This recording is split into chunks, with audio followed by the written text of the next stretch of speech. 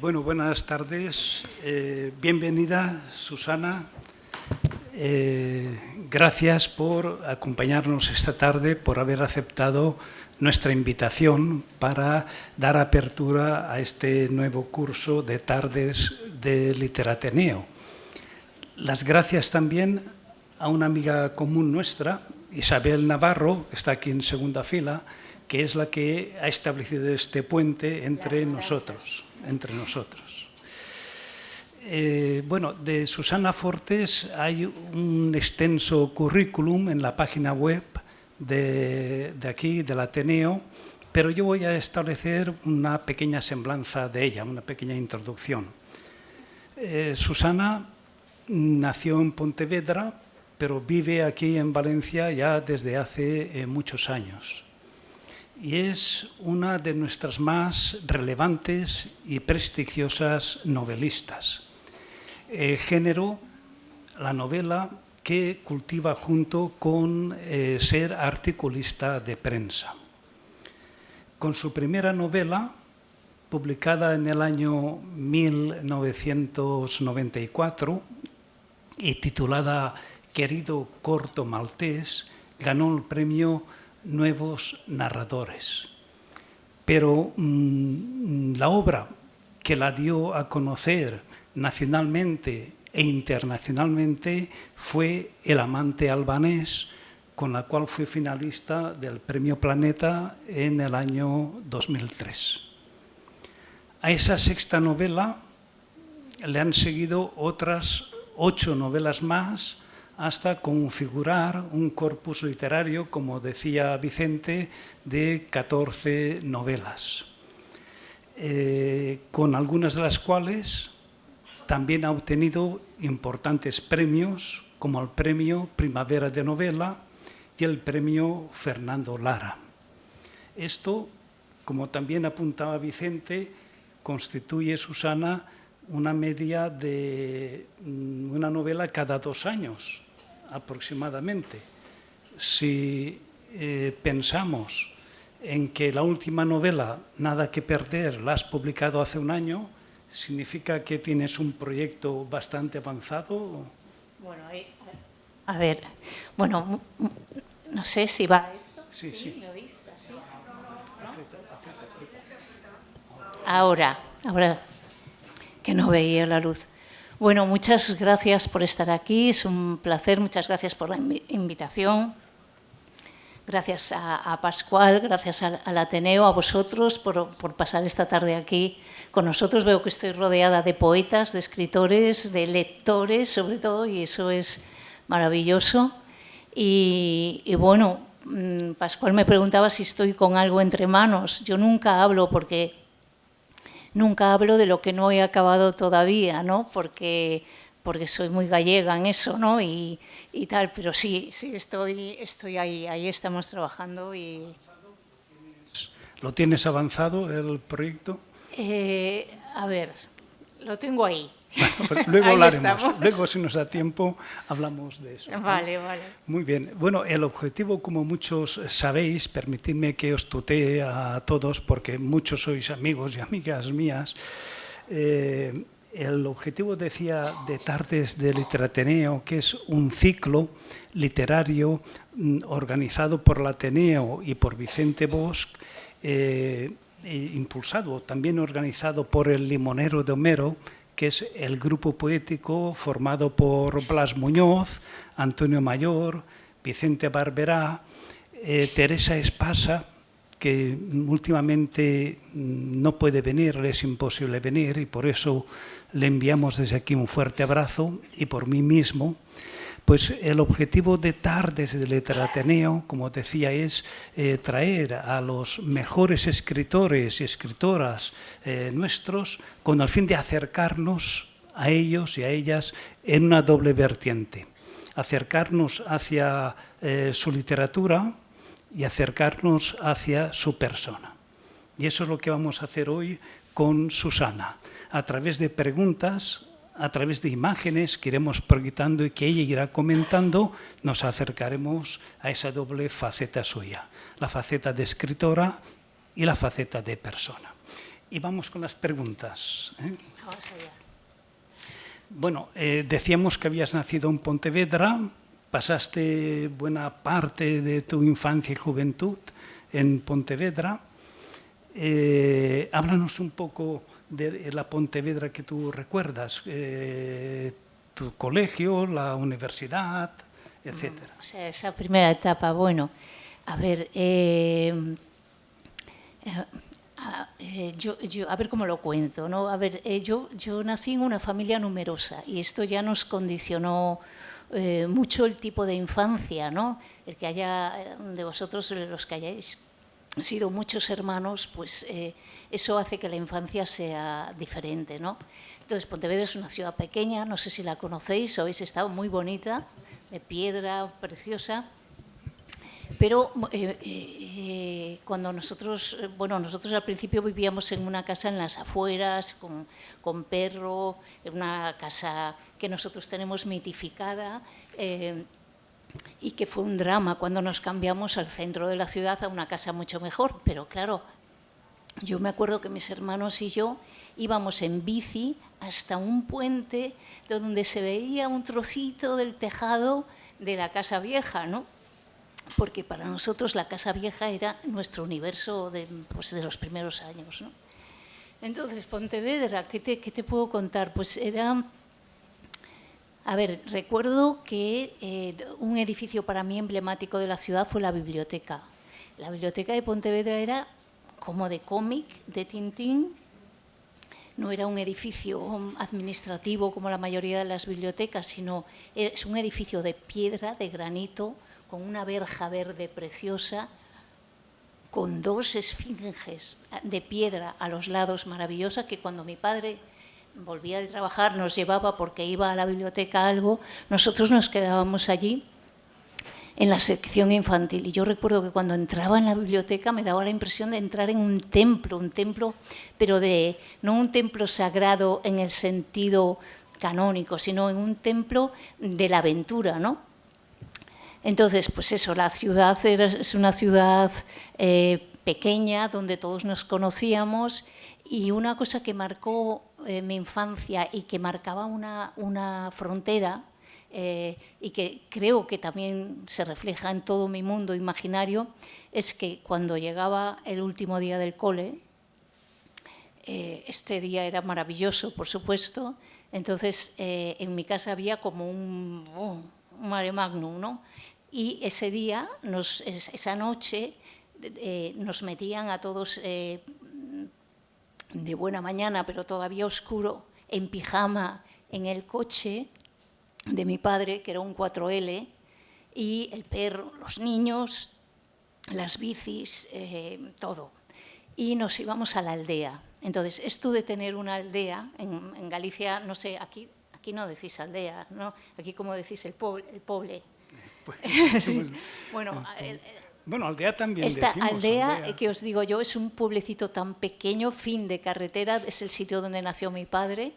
Y bueno, era un sitio, o sea, nosotros teníamos una vida, digamos, ordenada, con horarios, con calendario, con semáforos, con horarios, con todo controlado en la ciudad.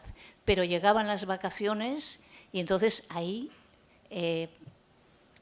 mi abuela y mi tía Lola daban cuenta de nosotros 5 y de todos mis primos, ¿no? Entonces eso para mí era como la infancia de Tom Sawyer, porque esto era ir a pescar al río, era subir a los árboles, era estar todo el día por ahí a monte, asilvestraos totalmente, ¿no? Y era maravilloso. Y me acuerdo que ese viaje, que ahora podemos hacer en 1 hora y media o 2 desde Pontevedra, entonces lo hacíamos de noche, esto de que nos metían en pijama en el coche, es verdad, y cuando empezaba a amanecer yo recuerdo esa imagen de ver caballos salvajes. Digo, ya estamos en Caroy, ¿no? Y bueno, pues esta dicotomía de mundo civilizado y un mundo maravilloso, salvaje, de aventuras y tal, pues a mí, todos los que lo hayáis disfrutado, que supongo que muchos también por generación y por edad, pues es una riqueza y es muy... A mí Si pudieras rescatar o traerte algo de Galicia aquí, ¿tú qué traerías? Uy, a ver, es que elegir siempre me cuesta mucho, ¿no? Escoger algo, ¿no? Me gusta, a ver, me gusta mucho el Mediterráneo, que nadie se lo tome a mal, ¿no? Pero me encanta. Y de hecho llevo aquí mucho tiempo y por algo es, ¿no? Y me encanta el contraste. Pero a veces echo de menos la sensación de océano, la sensación, eso de naturaleza salvaje, ¿no? De esa potencia que tiene la atmósfera allí, algunas veces, algunos días, esa sensación de mar sin barreras, frío, ¿no? Ese es un mar frío. Yo sé que a los mediterráneos... intenté entrar en el mar y no pude, de la rodilla no pasé, del frío que hacía, en verano, en verano. Pues sí, no, sí que es verdad, porque yo sé que el Atlántico a veces a los mediterráneos os pone un poco los pelos de punta, ¿no? Os da un poco, porque el Mediterráneo es como un mar más amable, ¿no? Más azul, más a favor, ¿no? Pero el océano tiene mucho misterio también, ¿no? Y bueno, yo a veces lo echo de menos. Muy bien. En 1994, Susana, decíamos, publicaste tu primer libro. ¿Cuándo supiste, cuándo tuviste la sensación de que querías ser escritora? Ay, es que no la tuve. Es que nunca pensé que acabaría siendo escritora. Nunca supe ni quise ser escritora. Quiero decir que a veces las cosas más importantes en la vida te vienen dadas, no las eliges, ¿no? A ver, en mi casa había además de esta biblioteca pública tan bonita que os dije, en mi casa había una buena biblioteca, mis padres son muy lectores y siempre crecí rodeada de libros, ¿no? Pero, a ver, a mí de niña recuerdo que me gustaba y me apetecía y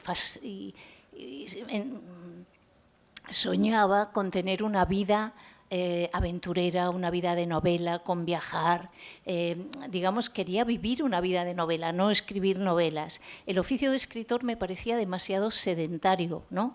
Que fuera escritora doña Emilia Pardo Bazán o Camilo José Cela, vale, pero yo, que tenía toda la vida por delante, aspiraba a otra cosa, ¿no? Y me hace mucha gracia, me acuerdo, Javier Marías, que siempre decía una cosa que nos reíamos mucho, que él tampoco quería ser escritor, ¿no? Y no quería por una razón muy concreta, la voy a contar, si me dejáis. Pues resulta que su padre, Julián Marías y tal, cuando él era pequeño, Javier Marías debía tener, pues eso, 5 o 6 años y tal. Y iban a misa, eran muy de ir a misa y tal. Y un día su padre le dice, a ver, Javier, después vamos a ir a hacer una visita, vamos a ver al señor Azorín. Y allá se van a casa de Azorín, esto sería la 1:30 ya de salida de misa. Y entonces Javier contaba que llegan a casa de Azorín y se encuentran a Azorín todo desmadejado, la cama sin hacer, la puerta así. Le dio una sensación de abandono a él, con la mentalidad de un niño, y dijo, ¡ay, los escritores! O sea, no quería saber nada del asunto, ¿no? Y a mí me pasó algo parecido en el sentido de que cuando yo estaba en el instituto, mi profesor de literatura, que era adorable, nos trajo a dar una charla a Torrente Ballester, ¿no? que estaba escribiendo Los gozos y las sombras, no estaba escribiendo, venía a hablarnos sobre los gozos y las sombras que estaban emitiendo una serie de televisión en ese momento y tal.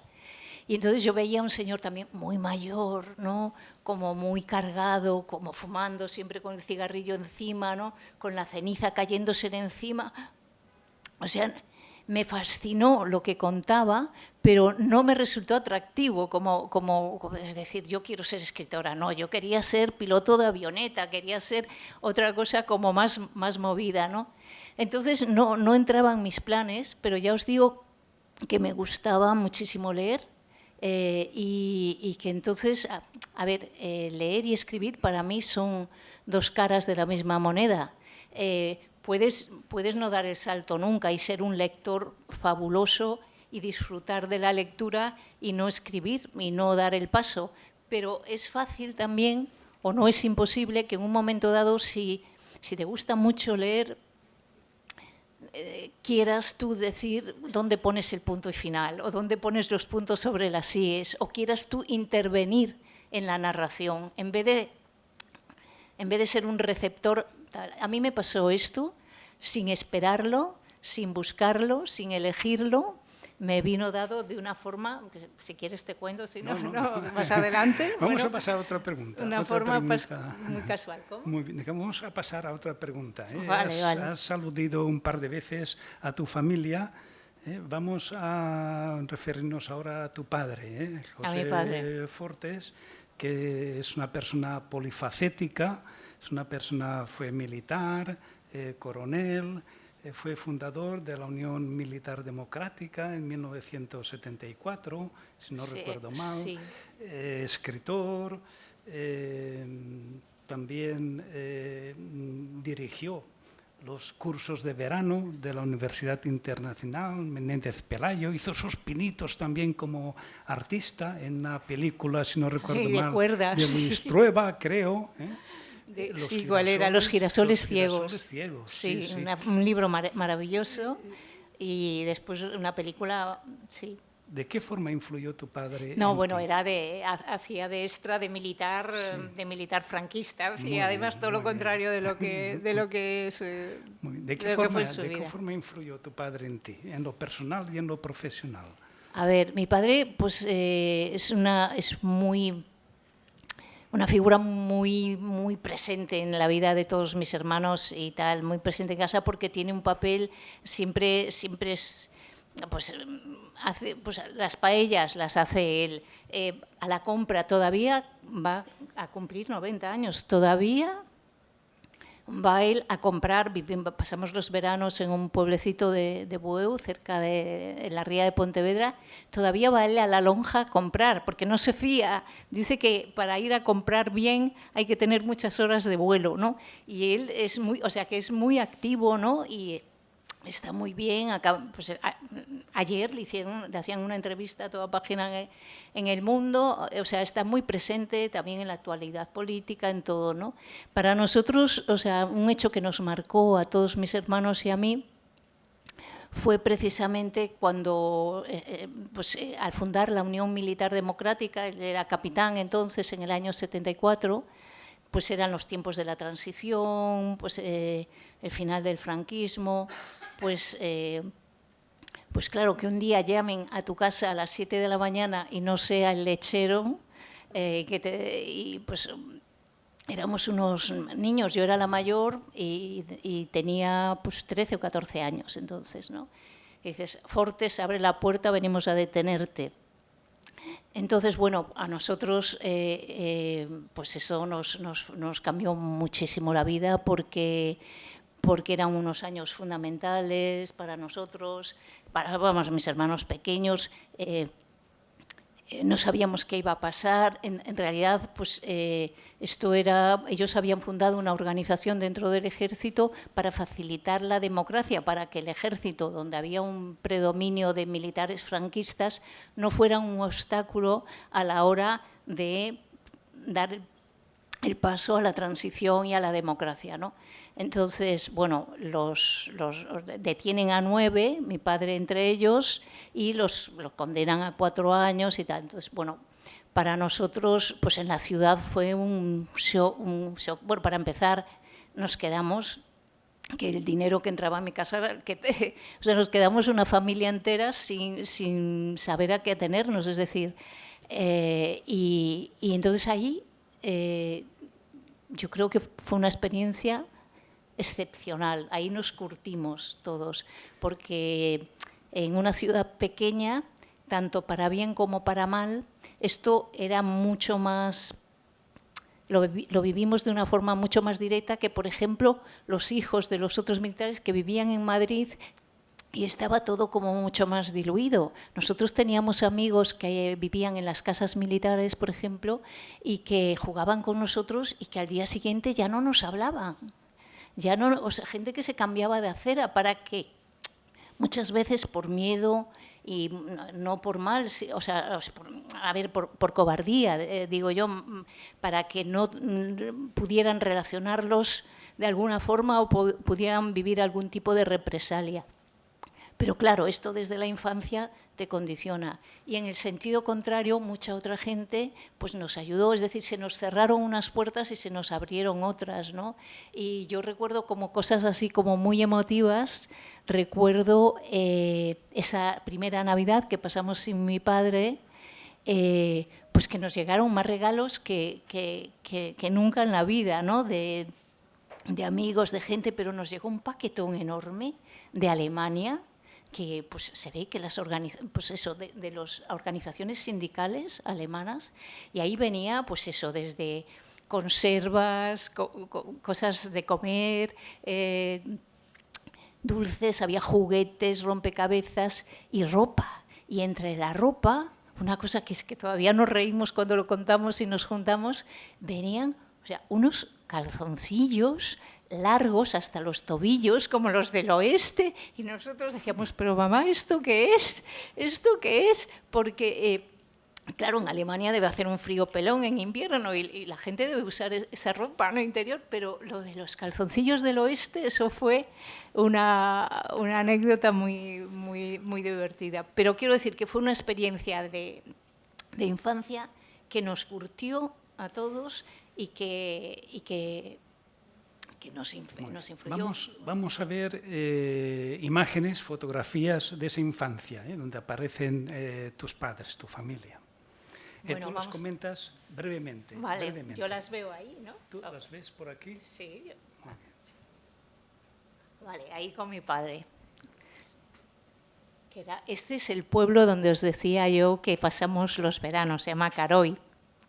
Y ahí estaba sentada yo en el muro posando ahí a los Sharon Stone, ya apuntando maneras y nada. Esto es la playa, porque este es el otro mundo al que íbamos en el verano, es la playa, esta es la playa de Areas, si conocéis Galicia, en Pontevedra. Son playas con dunas, con viento, jugábamos a indios, a vaqueros, hay pinos que llegan hasta las playas, ¿no? Entonces el mar y el campo, o sea, la montaña, y los caballos salvajes están muy presentes en mi infancia, ¿no? ¿Ahí cuántas velas estoy soplando ahí? ¿4? ¿3? ¿4? Cuatro, creo. 1, 2, 3, 4, 5. 5 ya. Te pareces a tu madre, ¿no? Sí, es tu ahí madre, sí. ¿no? Es mi madre, sí. Son muy... Ahí, pues eso, los cumpleaños se celebraban mucho en casa y ahí estamos ahí soplando velas. Recuerdo exactamente, mira, esas copas, que son unas... No sé si en todas las casas habrá como... ¿Cómo se llaman esas copas de champán que son así? Todavía están en la vitrina de mi casa con un circo, y eso en fin de año, vamos, son una cosa, mírame y no me toques, que vamos, que se rompe una copa de esas y hay un drama en mi casa, ¿no? Bueno, ahí estamos los 5, todos vestidos de... ¿Tú eres? Las casas de nuestra vida. Yo soy la patilarga, esa. Muy bien. Pues esta es la casa vieja donde vivíamos, no me acuerdo del suelo de madera en zigzag, muy sesentero, de los años 60, y estábamos todos ahí vestidos de... Nos llevaban a una boutique en Pontevedra que era muy así, que era Kinder, y para las peregrinas, que es como aquí las fallas, pues nos compraban a todos ropa nueva y tal, y nos hacían la foto. Y esta es una de esas fotos, bueno... Ahí jugando a la goma, que también, no sé por qué te mandé, porque es una foto del colegio sería, ¿no? del libro Pontevedra tal como éramos, me acuerdo. que eso lo publicaste en el 21, ¿no? Tal como éramos. Tal como éramos, Era una sí. añoranza sobre Pontevedra, muy bonita. Sí, esto fue, a ver, el 2022, ¿no? El 2021. Pues sí, en esa Navidad publiqué un libro pequeñito, que no nada, que parece un catecismo, que se titula así, Pontevedra tal como éramos. Y es un libro de género y se publicó sobre todo en la ciudad, se hizo una edición de 1000 ejemplares y el primer día que lo presentamos se vendieron 800 en la ciudad, porque Pontevedra es muy militante, somos así, ¿no? Entonces, es un libro que es como si fuera de fotografías, ¿no? Pero fotografías sin imágenes o con pocas imágenes, ¿no? Y es un género que empezó un pintor neoyorquino que se llama Joy Brainard, en los años 70 escribió un libro que se titulaba Me acuerdo. Y él fue el primero. Y tuvo su conocimiento, se extendió, se conoció, sobre todo en Estados Unidos y Latinoamérica, pero no cruzó el océano. Y entonces, por estas cosas que pasan con la magia, con los poemas, con los libros, con los tal, pues un día el poeta Harry Matthews le regala a otro escritor, al escritor francés Georges Perec, le regala este libro, Me acuerdo. Y Perec, que es uno de los grandes escritores franceses del siglo XX, se queda fascinado con este Me acuerdo y escribe su Me acuerdo de París. Y son frases como, por ejemplo, os diré, pues yo qué sé, me acuerdo de las cerezas del vestido de Marilyn Monroe jugando al pádel en Vides Rebeldes. 1. 2. Me acuerdo, todo empieza, me acuerdo, y son frases muy cortitas. Y entonces, a mí a partir de ahí, a partir del libro de Joy Brainard y a partir del libro de Georges Perec, empezaron a haber me acuerdos de Turín, hay un me acuerdo de Roma, de Marcello Mastroianni, hay un me acuerdo de Suecia, hay un me acuerdo de Tokio, es un género, ¿no? Y entonces yo me di cuenta de que aquí en España no había ninguno, y dije yo, pues voy a hacer un me acuerdo de Pontevedra, pero como quien no quiere la cosa, ¿no? Y luego el libro, pues tuvo tuvo muy buena acogida. Yo pensé que era una cosa muy casera, muy de andar por casa y muy para Pontevedra solo, pero tuvo muy buena acogida porque esa letanía de me acuerdo lo que hace es que a la gente, a los lectores, le genera sus propios me acuerdos. Y entonces empieza, o sea, quieras que no, lo que provoca, o sea, tú te lees eso y empiezas a decir, me acuerdo, y empieza, te estimula la memoria nostálgica de una forma muy viva, ¿no? Y yo creo que, porque yo empecé por WhatsApp esos días, después de la publicación, empecé a decir, me acuerdo, yo ya no tenía todo el WhatsApp llenos de me acuerdo, ¿no? De gente que me llamaba y decía, ay, ¿te acuerdas? Digo yo, ay, por favor, que paren ya, ¿no? Pero eso sí, fue mi libro de homenaje a Pontevedra. Muy bien. Bien, pues con esta fotografía... Y eso es la Malvarrosa, esta es la fotografía de... Eso sí que es aquí, Valencia. Una playa cálida, hermosa, cálida, bonita. De mar azul y tal. Esta me la hizo una amiga pues, para la presentación de la última novela. Tu primera novela, decíamos, fue publicada en 1994 y lleva por título Querido Corto Maltés.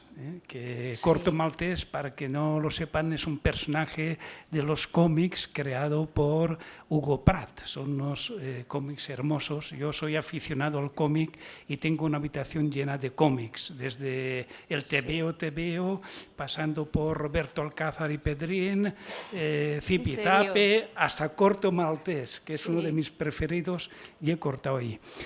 Yo creo, no sé si coincides conmigo, en que Corto Maltés, aparte de ser un aventurero que siempre está viajando por todo el mundo, tiene algo de filósofo. Esa mirada penetrante que Hugo Pratt le imprime, ese modo de concebir la vida, ese modo de no arraigarse en ningún sitio, de siempre estar viajando, creo que tiene algo de filósofo. Y yo, si me permites, vamos a entrar un poco en la filosofía. Ah, bueno, ahí ya son Yo palabras mayores, te ya me pongo a temblar te yo. te voy a decir 3 frases de 3 filósofos y tú me respondes lo que te den a entender cada una de ellas de una manera breve, ¿vale? Bueno, Breve. vale, vamos allá. La primera de ellas, de Sócrates. Sócrates dice, Susana, lo siguiente: la verdadera sabiduría está en reconocer la propia ignorancia. Hombre, a ver, Brevemente, ¿qué te sugiere? Brevemente. Es difícil no estar de acuerdo con Sócrates, ¿no? Yo creo que sí, hay una frase también de Azaña que es muy significativa de esto, de lo mismo, que dice, si todo el mundo, si la gente hablara solo de lo que sabe, se haría un silencio atronador, ¿no? Hablando y se crearía un tiempo en el que podríamos pensar en serio en las cosas, ¿no?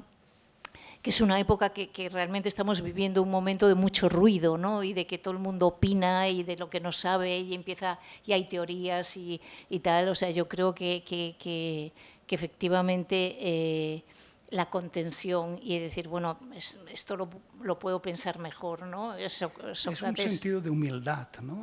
Que es una dimensión de humildad de la persona, ¿no? Es sí. La persona que reconoce, diríamos, su desconocimiento de ciertas cosas y lo admite y se limita, es una persona humilde.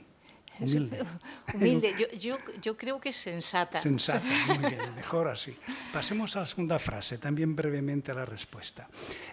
Una frase de una filósofa valenciana, Adela Cortina, que dice lo siguiente: la sociedad actual sufre de aporofobia, es decir, de rechazo al pobre.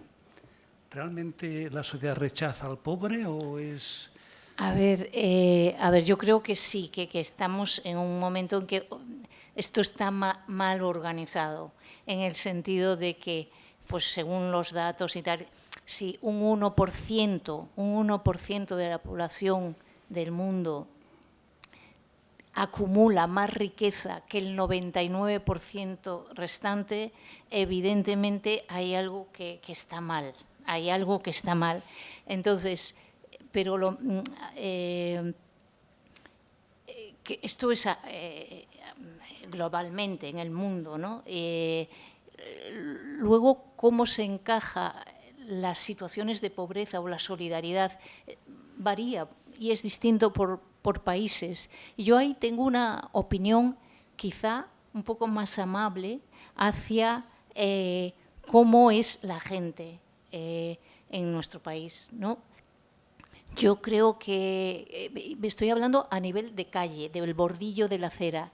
Yo creo que en general lo que veo, a lo mejor estoy equivocadísima, pero yo lo que alcanzo a ver es que la gente es más, se preocupa por los de al lado, echa un cable si puede. Existe una red familiar, unas redes familiares de apoyo que son muy sólidas en este país más que en otros. Bueno, hay un caso espeluznante el año pasado en París, en una calle céntrica, un fotógrafo conocido, pero mayor, de 80 y algo, se cayó en la calle y se murió. Pero no se murió del golpe, se murió de que lo dejaron toda la noche tirado allí, se murió de una hipotermia. Un hombre, es decir, pasando gente por la acera, pero sin inmutarse. Entonces yo quiero pensar que esto no pasaría aquí. A lo mejor me equivoco, pero mi experiencia personal con la gente, yo pues cuando daba clase en un instituto recuerdo que algunas situaciones con algunos alumnos que tenían problemas y tal, yo creo que todo el claustro de profesores de nuestro bolsillo, la gente sacaba pues, donde no podía llegar. Intentamos a través de la administración que se solucionaran esos problemas, pero el día a día lo hacíamos entre todos, o sea, y nunca nadie dio la espalda a eso. Quiero decir que yo tengo buena opinión de nosotros como país en ese sentido, no sé. Vamos con una tercera frase. Bueno, respuesta vamos allá. breve, Yo me respuesta enrollo breve. mucho hablando, tú respuesta córtame. breve. Sobre esta frase seguramente Vicente Barberá sabría mucho, nos enseñaría mucho. Es de Paulo Coelho y dice lo siguiente: la felicidad es a veces una bendición. ¿Es una? Bendición, algo que viene de pronto. ¿Algo? Que viene de pronto, inesperadamente, la felicidad. Pero por lo general es una conquista, algo que tú has de conquistar y trabajar día a día a lo largo del tiempo. Bueno, a ver. ¿Estarías de acuerdo? A ver. ¿Es una conquista? ¿Es A ver, yo no soy muy de Paulo Coelho, no soy muy de la felicidad, no soy de la felicidad, o sea, Vicente, ya lo digo. Vicente sí, ya lo Vicente digo. ha dado clases de felicidad. A ver, ¿por qué va a querer alguien ser feliz pudiendo ser cualquier otra cosa? Es decir, la felicidad es un invento, y es un invento que puede hacer mucho daño. Existen momentos felices, evidentemente. Existen momentos puntuales en los que estás bien y estás a gusto y tal. Pero yo siempre asocio la felicidad, es decir, yo creo que una persona, o sea, somos complejos, somos complicados. La felicidad esta que se entiende como un estado beatífico, a mí me tiene un punto de aburrimiento, un punto de beatitud que no me convence, ¿no? ¿Qué es lo que existe? ¿Qué es a lo que podemos aspirar? Pues a estar más o menos bien, a pasar un rato más o menos bueno, a hacer un viaje, a tener ilusiones, todo eso. ¿Pero es eso la felicidad? No, es que la felicidad no existe. Y la sola presencia de la idea de la felicidad, que incluso a través de las redes sociales ves Instagram, ves Facebook, dices, jo, todo el mundo es más feliz que yo. Esto todo es falso, es decir, esto no es así, esto no existe. Entonces, la felicidad, bueno, cada día tiene su afán, esta es la felicidad, cada día tiene su afán para mí, no sé. Vamos a ver otras fotografías. Vale. Bueno, ahí un momento ahí el Premio Planeta con Antonio Skármeta, un escritor chileno. Bueno, fue muy bonito, fue un momento muy emocionante para mí. Y bueno, fue con el amante albanés, que lo decías antes. Y bueno, después de ese premio, que fue esa noche, es la noche del 15 de octubre, yo he ido otras veces, es una gala muy bonita en Barcelona. Pero claro, después de eso vinieron 3 meses de carretera y manta, ¿no? De recorrernos toda España, pero yo tuve suerte porque con Skármeta me llevo muy bien, es un hombre súper divertido, y entonces, pero es que estábamos, pues eso, por la mañana entrevista, mañana, tarde y noche. Quiero decir que los 3 meses que vienen después del Premio Planeta son duros. Pero muy emocionante. Este es el premio Fernando Lara, que me dieron por Esperando a Robert Capa, y es en un sitio precioso en Sevilla, en los jardines del Alcázar, y fue una noche muy emocionante. Y este premio, el de Esperando a Robert Capa, sí que me llevó a mí fue el que más lejos me llevó. Me llevó a Pekín, por ejemplo, que no había estado nunca, con la novela de Capa. Hay que decir, en honor a la verdad, que es más mérito de Robert Capa y de Gerda Taro que mío, pero bueno, que le tengo mucho cariño. Uy, mira, esto es aquí, ¿cómo se llama? En una playa que hay, estos son los premios Turia, de la cartelera Turia. No me acuerdo ahora de la playa Canet de Berenguer. Canet de Berenguer. Sí, bueno, un restaurante tal, pues hacía ahí la comida y luego por la noche era la entrega de premios. Está Manuel Vicent, está Ángel Arguindey, que es periodista del diario El País, y está Azcona, Rafael Azcona. Y es la última foto de Rafael Azcona. Y yo me quedé impresionada porque si lo ves, ese día y esa noche estuvimos con él, estuvo súper divertido, como era él, que es una persona que contando anécdotas, que nos partimos de risa. Y él ya sabía ahí que estaba enfermo y que a partir de ahí, bueno, ya no se le volvió a ver en público ni nada, ¿no? Pero a mí me impresionó el talante, el aguante, digo, no dijo nada, no nos dijo nada y aguantó mecha con una entereza y con un coraje increíble, ¿no? Y nada, Azcona. Ahí esta foto. Esto es con Teresa Viejo, con Cristina Sánchez Andrade, Teresa Viejo, la periodista, no sé si la conocéis, de Radio Nacional. Cristina Sánchez Andrade es escritora gallega, aunque vive en Madrid. Él es, el que está en primera fila, es un periodista del ABC, fue mucho tiempo director del ABC Cultural, que es Alfonso Armada, y detrás está Ramón Lobo, que se murió hace un mes, y que es un periodista del País, corresponsal de guerra, muy amigos y tal. Y esto fue como hace 4 o 5 años en una fiesta que organizaba nuestra agente literaria, que todos tenemos la misma agente, en Pontas, Barcelona, y fue una noche así muy entrañable. Bueno, ahí conocéis a Natibel Preciado, que es una escritora encantadora, periodista, es una mujer maravillosa. Pues en los premios, pues yo creo que era la primera vez que se celebraban los premios, sí, porque detrás está Manuel Vilas con la mascarilla y están todos con la mascarilla y nosotros nos la quitamos para hacer la foto, ¿no? Y eso, ahí es Rosario Raro, no sé si la conocéis, es una escritora de aquí, de Castellón, que tiene una novela, a ver, como en Canfranc, no sé si os suena. Bueno, pues que nos encontramos ahí y pasamos por la pasarela y digo, vamos a hacernos aquí la foto dos de Valencia, ¿no? Bueno, pues, menudo álbum de fotos que me tenías ahí preparado, vaya. Pues vamos a pasar un poquillo a tu última novela. A mi última novela. Nada que perder, que es la que tenemos aquí y vamos a proyectar aquí. Vamos allá. Si alguno no lo ha leído, brevemente su argumento es el siguiente. Lo cuento, el argumento brevemente. Sí, porque el argumento al principio ya se sabe. Quiero decir, no haces spoiler.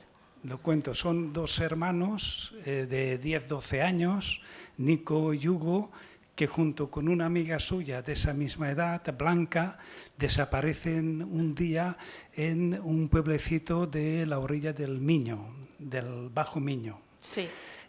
Al día siguiente, Blanca aparece viva y la policía la interroga para ver de qué modo puede llegar hacia los otros 2 chiquillos.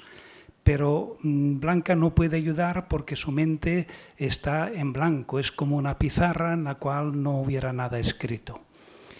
Los cuerpos de los otros niños nunca aparecen, pero al cabo de 25 años se descubren unos restos óseos y entonces se sospecha que pueden ser los de esos niños. Blanca, que entonces ya tendría unos 35 años, ya adulta, junto con un amigo suyo periodista, inician una búsqueda, una investigación para ver si realmente es así, y esa investigación se ve obstruida por el carácter de una sociedad hermética acostumbrada a lavar los trapos sucios dentro de la casa. Es una novela de intriga, a mí me la he leído este verano, es uno de los 3 libros que yo tenía para leer este verano, este ha sido y me ha atraído mucho y seguro que si alguno o alguna no lo conoce y se decide a leerla, seguro que la va a atrapar también su atención como atrapó o atrajo la mía. Pues bien, hecho esto, que creo que lo habré hecho bien. Lo has hecho perfecto, lo has gracias. contado muy Pues bien. entonces te voy a hacer 2 o 3 preguntillas, Susana. Vamos Primera, allá. ¿cómo te planteas la creación de una novela? ¿La tienes esbozada y la vas siguiendo siempre al pie de la letra? ¿Puede sufrir alteraciones? ¿Puede haber varios finales y tú eliges alguno de ellos? ¿Cómo te lo planteas? A ver cómo lo cuento. A ver, entre escritores, nosotros, este es un debate muy, muy viejo que siempre dice, hay escritores de mapa y escritores de brújula, ¿no? Es decir, hay escritores que desde el principio tienen todo atado y bien atado y tienen como una especie de plano, de mapa de la novela, con todo perfectamente lo que va a pasar en el primer capítulo hasta el final, y les funciona estupendamente. Y hay escritores de brújula en el sentido de que, bueno, tienen una dirección, un norte, pero van sobre la marcha. Yo, digamos que sería de brújula. Yo tengo una mentalidad de lectora, me considero lectora antes que escritora, ¿no? Y necesito ir desovillando la madeja, necesito ir desenredando la trama conforme la voy escribiendo. Si supiera de antemano todo lo que va a ocurrir en la historia, dejaría de estar motivada, dejaría de estar en tensión, porque yo cuando estoy con una novela, no sé si os pasa a los que escribís, que sé que algunos de los que estáis por aquí lo hacéis, no sé si os pasa, pero yo necesito, para que la pulsión creativa esté, la cuerda tensa al máximo, yo esté con los 5 sentidos centrada en la narración y en la trama, necesito no saber. O sea, yo voy solamente unos pasos por delante del lector. Esto tiene ventajas, para mí es que no es una elección, no es algo que yo haya elegido, no es algo que se elija, se es así como se es de otra manera, ¿no? Va con el carácter, con la manera de escribir, y hay tantas maneras de escribir como escritores. Entonces, para mí es fundamental, yo al principio tengo una escena, tengo una atmósfera, tengo un ambiente, puedo tener trazos de algún personaje, tengo alguna escena, imágenes, una furgoneta que sube por un camino forestal, unas revistas amontonadas de pronto, de 10 minutos, con titulares de prensa, una lluvia en el cobertizo de una casa, imágenes sueltas, ¿no? Y luego, poco a poco, eso va encajando y eso va creciendo y, claro, hay novelas, yo tengo la teoría de que todas las historias tienen un final. Lo único que tiene que hacer el escritor es encontrarlo, ¿vale? Yo soy muy poco partidaria de los finales muy armados, no sé si lo explico bien, muy construidos, porque en la vida no hay finales construidos, no hay finales tan armados. En la vida siempre hay cabos sueltos. Entonces, a mí me gusta que las novelas se parezcan a la vida en ese sentido, ¿no? Algunas veces sale mejor y otras veces te ves más apurada, hay novelas en las que llegas al final de una forma más pausada y hay novelas en las que para encontrar el final sudas y te las tienes que ver, ¿no? O sea, y puedes estar 2 o 3 meses así, eso depende de la historia, pero esta es mi manera de trabajar. Muy bien. En ocasiones, en bastantes ocasiones, el escritor o escritora proyecta algo de sí en sus novelas Siempre. o en sus poemas.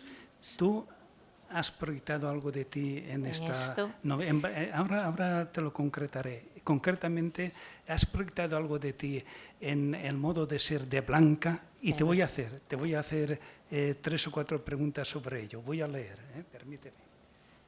O sea, espero a que me hagas estas preguntas. Espera. Dices en la página 22, escribes: lo que cada uno lleva en el corazón es cosa suya. Yo ya sospechaba que en mi vida había un ángel guardián o un hada que había hecho bien su trabajo y por eso seguía viva. ¿Tú crees en un ser, en algo superior o alguien superior que de algún modo nos protege? No tengo creencias religiosas muy afirmadas, no, pero en el ángel de la guarda sí. En el ángel de la guarda tengo constancia de eso, en mi vida tengo esa sensación de que en algún momento de mi vida he tenido, más de uno importantes, he tenido ángel de la guarda, ¿no? Seguramente esto os pasa a muchos de vosotros, ¿no? Así que sí, esto tiene que ver con la suerte, ¿no? Entonces, todo en la historia de Nada que Perder, Blanca es una superviviente. Ella tuvo suerte, sus dos amigos no. Entonces, siempre que tienes suerte también te sientes un poco culpable, ¿no? Los supervivientes hay un poco de culpabilidad. Entonces, aparte de que eso fue un trauma para ella, pues eso, no sé. ¿Qué querías decir si tenía algo, si la historia? Sí, lo has dicho. Sí. Muy bien. También a continuación dices, otra característica de Blanca, dices, éramos mentirosas, éramos tímidas en ocasiones y en otras todo lo contrario. Podíamos dejarnos la piel en una función escolar y al minuto siguiente pelearnos por una bolsa de ganchitos. Era algo normal en esas edades de la vida. Sobre todo queríamos ser mayores. De más joven, y incluso ahora eres tímida pero al mismo tiempo osada. ¿Querías en aquel tiempo ser mucho mayor? A ver, la novela que está ambientada en dos momentos. Uno son los años 80, porque los hechos ocurren en el año 79, y luego, 25 años después, es cuando empieza la investigación sobre lo que pudo ocurrir. Todos esos años 80 que salen en la novela, que son las meriendas con pan y chocolate, las bicis, el ir a la playa, las aventuras, el colegio, esto de querer ser mayores, ir al kiosco a ver las revistas de los cromos, todo ese mundo sí que está tomado de mi infancia, ¿no? y de esos años de mi vida, ¿no? Porque esto pasa en todas las novelas. Esto no quiere decir que sean autobiográficas en absoluto, pero es decir, ¿cómo se cocinan las novelas? ¿De dónde nacen las novelas? Pues no hay más que tres vías. O sea, de tu vida, de lo que has vivido, de la vida de los otros, de la que tienes alrededor, y de tu educación sentimental, de lo que has leído, de las películas que has visto. Todo eso, con toda esa olla, se cocina, pasado por la imaginación, se filtra y se cocinan las novelas y los relatos, las historias, la imaginación. Muy bien. Bueno, pues una última. Vale, me estás sometiendo a tercer grado, ¿eh? Después me perdonas. Escribes, estaba casi a punto de hacerme adulta y descubrir el verdadero sentido de la vida. ¿Has descubierto el sentido de la vida? Estoy en ello.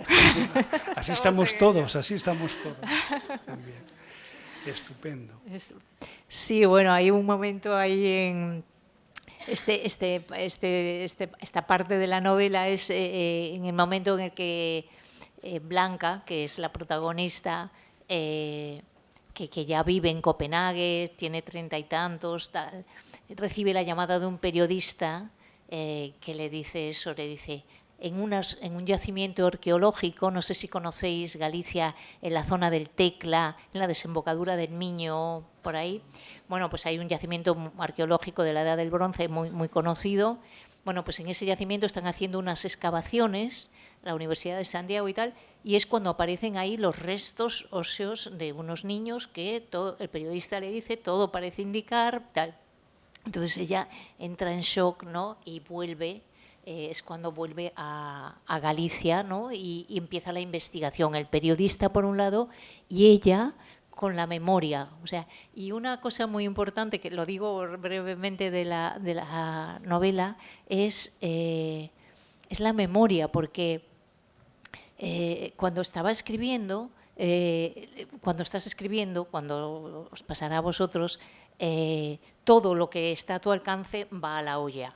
Es decir, todo lo utilizas, ¿no? Entonces yo me acuerdo que leí una entrevista con un neurólogo neoyorquino maravilloso, que ya murió, Oliver Sacks, en el que decía lo siguiente. Él decía, yo tenía un recuerdo en mi vida absolutamente encarnado, o sea, que lo recordaba con pelos y señales, los olores, recordaba todo, y era el recuerdo de los bombardeos de Londres durante la Segunda Guerra Mundial. Me acordaba de la manga de los bomberos, dice, me acordaba de los cristales rotos, me acordaba de St. Paul Cathedral ardiendo. Yo eso lo tenía en carne, o sea, era un recuerdo muy, muy sólido.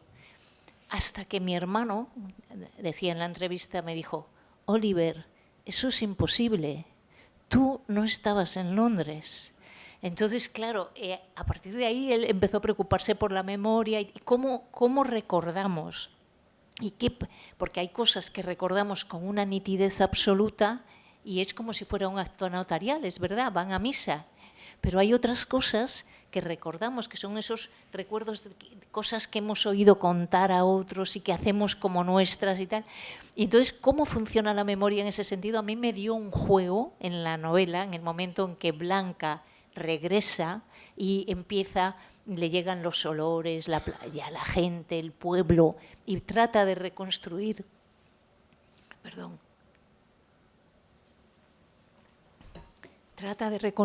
lo que pudo pasar. ¿Cómo es posible que unos niños que estaban jugando en una playa puedan aparecer 25 años después en un yacimiento arqueológico? ¿Qué ha pasado ahí? ¿Qué ha podido pasar ahí, ¿no? Bueno, pues esa es la historia. Bueno, estupendo, estupendo. Pues vamos a ver 4 fotos más, ¿vale? Ahí, vale. Las últimas fotos. Ahí está. Estás guapísima. Gracias, gracias. Pues ahí es una foto de viaje, ¿no? Eso me identifico mucho con esa bolsa de viaje que le tengo mucho cariño. Esta ha salido pequeñita. Esta es muy pequeña. Vale. Es una pequeña, es en Shanghái. Una vez que me las vi, me las deseé. Es en la feria del libro de Shanghái. Iba con la novela esperando a Robert Capa y tuve que hacer frente a una rueda de prensa y a una conferencia con público allí, ¿no?